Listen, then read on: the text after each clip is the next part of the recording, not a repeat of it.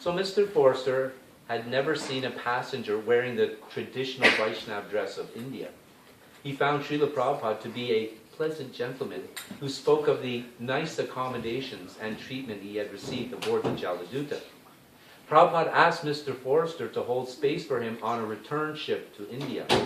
His plans were to leave in about 2 months, and he told Mr. Forster that he would keep in touch, carrying only 40 rupees in cash, which he himself called a few hours spending in New York, and an additional $20 he had collected from selling 3 volumes of the Bhagavatam to Captain Pandya.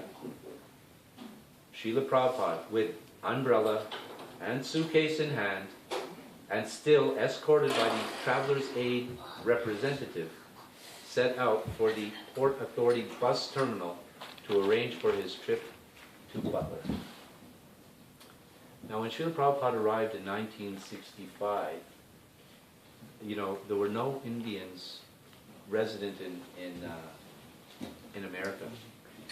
It was very, very difficult. In fact, Brahmananda, Prabhupada's one of his very first disciples, who was the first temple president in New York, related that it was Srila Prabhupada was actually the first Indian to get immigration to New York. And it's very curious. Right around that time, the U.S. was lifting their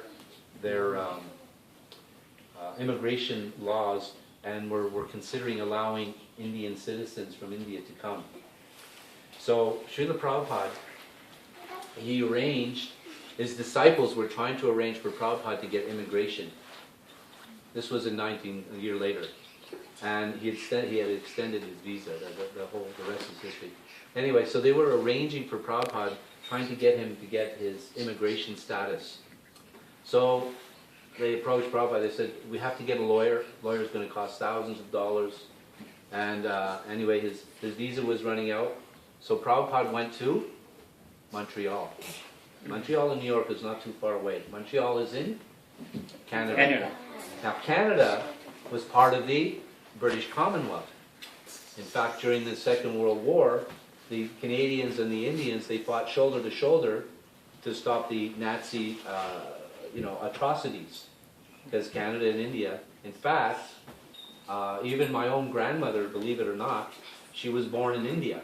So I actually have Indian heritage. Very good. Indian heritage. I'm from India.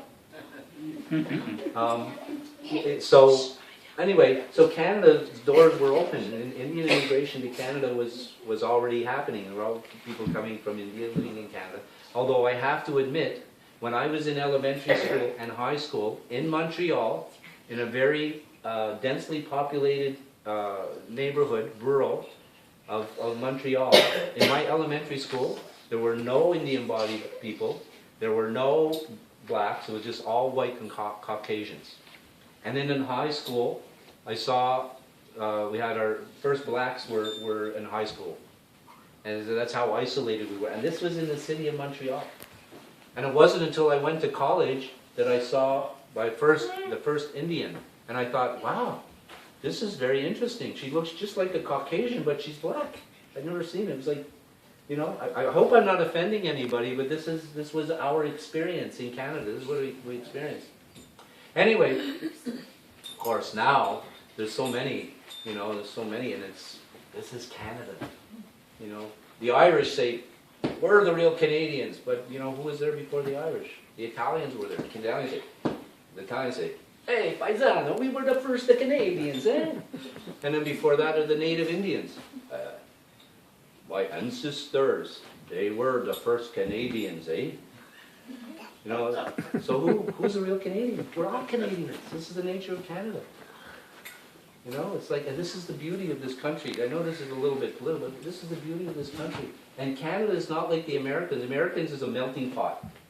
You come to America and you just become an American. Everybody, we're all American. But Canada, it's a mosaic. And a mosaic means you have the Indian culture, you have the Italian culture, you have the Irish culture, you have this culture, you have that culture, the Greek culture, and everybody keeps their own culture, and it makes a beautiful, beautiful mosaic. You ever see a mosaic with different colored stones? That's called a mosaic. That's Canada. and we're all Canadians. So, but Prabhupada, so he came to Montreal, and you know, they're trying to get his immigration, they gotta hire a lawyer, it's gonna cost thousands of dollars.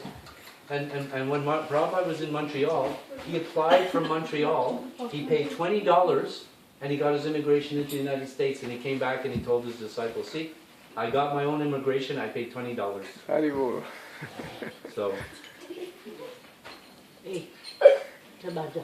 okay. So- Oh my goodness, I'm not connected, I can't, oh gosh, I That's can't okay. read anymore, I forgot. Do we have an internet connection with